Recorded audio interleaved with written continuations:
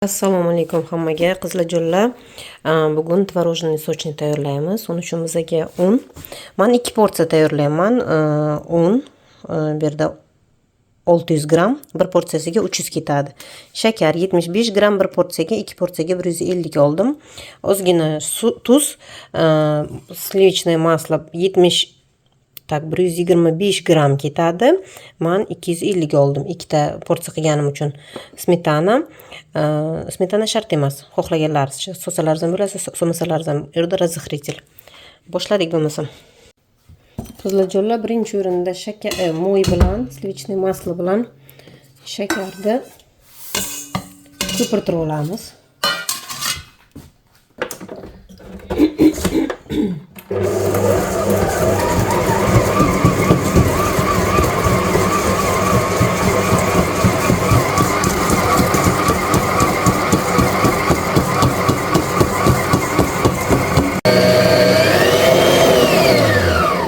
Qizlarjonlar, yodimdan ko'tarilibdi. Uzr. 2 dona tuxum sovuramiz. Bitta porsiyaga 1 dona, ikkita porsiyaga 2 dona.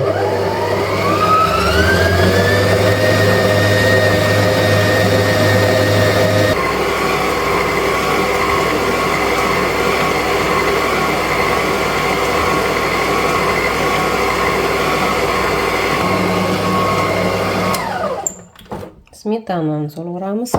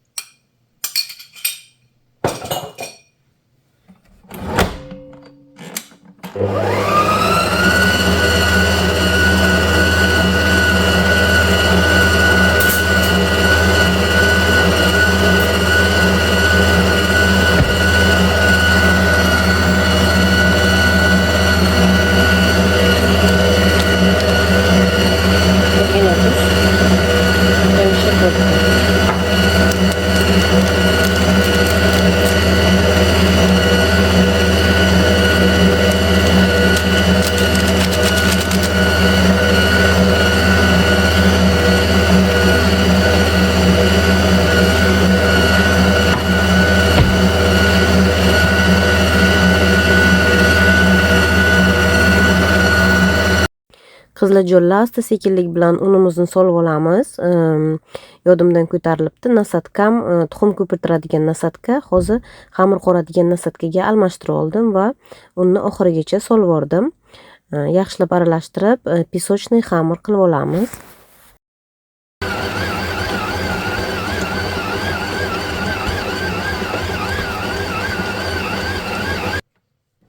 Qizlarjonlar, pisochniy og'izda eriydigan xamirimiz tayyor. Kovrigimni yozib oldim. Kovrigim juda ham udobniy narsa. Xamirimiz esa ne только sochniy qilishga, balkim pirog qilishga ham, har xil pechenyelar qilishga ham juda ham ajoyib testo hisoblanadi. Shuning uchun kopilkalaringizga сохранить qilib qo'yinglar bu videoyimni.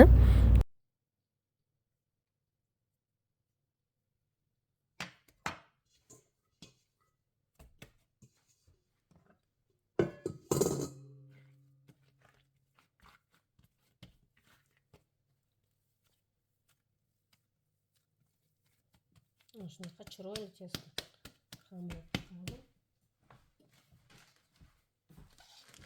Yarim soatga xolodilnikka yuboramiz.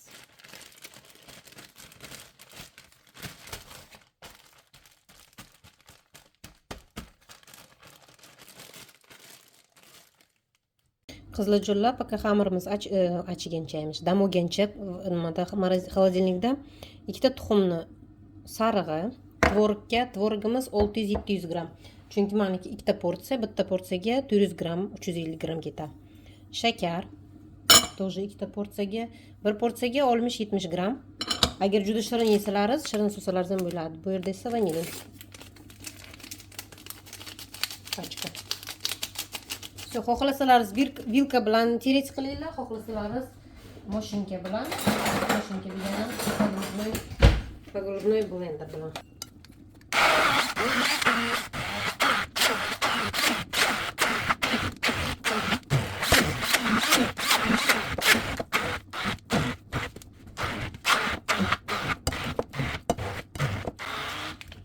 Xohlasalar smetana susalar ham bo'ladi. Men solmadim smetana chunki yo'q ekan холодильникda. Tvorожный massamiz tayyor. Endi esa xamirimizni olamiz. Duxovkani 180 gradusga yoqib qo'ydim. Qiziljo'lla xamirni chiroyli qilib kichkina zavolachalar qilib olish uchun, to'g'rirog'i kichkina sharikchalar qilib olish uchun bir xil yo'g'onlikda xamirimni kesib oldim, uzun-uzun qilib, xuddi shunday dumaloq qilib, gretskiy orexdan, gretskiy yong'oqdan sal kattaroq qilib, dumaloq zavolachalar qilib oldim. Udobni bo'lish uchun, yozib olish uchun, lekin bu videomni oзвучка qilishdan oldin уже 2-3 marta tayyorlab ko'rdim bu retsept bo'yicha va keyingi safarlarda esa mana birinchi marta mana shunaqa qilib bitta yozgan bo'lsam, keyingi safarlarda kattaroq zavaloq olib, katta dumaloq yoyib, kichkina dumaloq qolipcham bilan kesib, любой stakanmi, piyolami, nima qo'l ostilaringizda bo'lsa, shu formacha bilan olib kesib, chiroyli qilib osongina bo'kib qo'ysalaringiz bo'ladi qiziljo'lla. Qiziljo'lla tvorожный sochinlarimni chiroyli qilib bo'kib oldim. Endi esa har doimgidek hamma vypechkalarimga, pishiriqlarimga bitta tuxumni sarig'i va ozginagina sut solib, yaxshilab aralashtirib, ustiga surib chiqaman.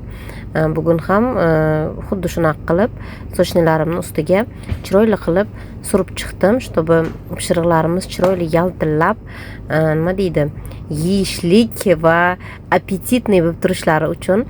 Ungacha esa duxovkam 180 gradusda qizib turibdi. Chiroyli sochnilarimizni 15-20 minutga duxovkaga yuborib olamiz. Qiziljo'lla konечный etapdan keyin like va podpisatsiya qilishni yodingizdan chiqarmang, lekin sizlarga nastoятельно rekomendatsiya qilaman. Обязательно pishirib ko'ringlar, sizlarga juda yoqadi. Qiziljo'lla. Шикарный. Nimalarim tayyor.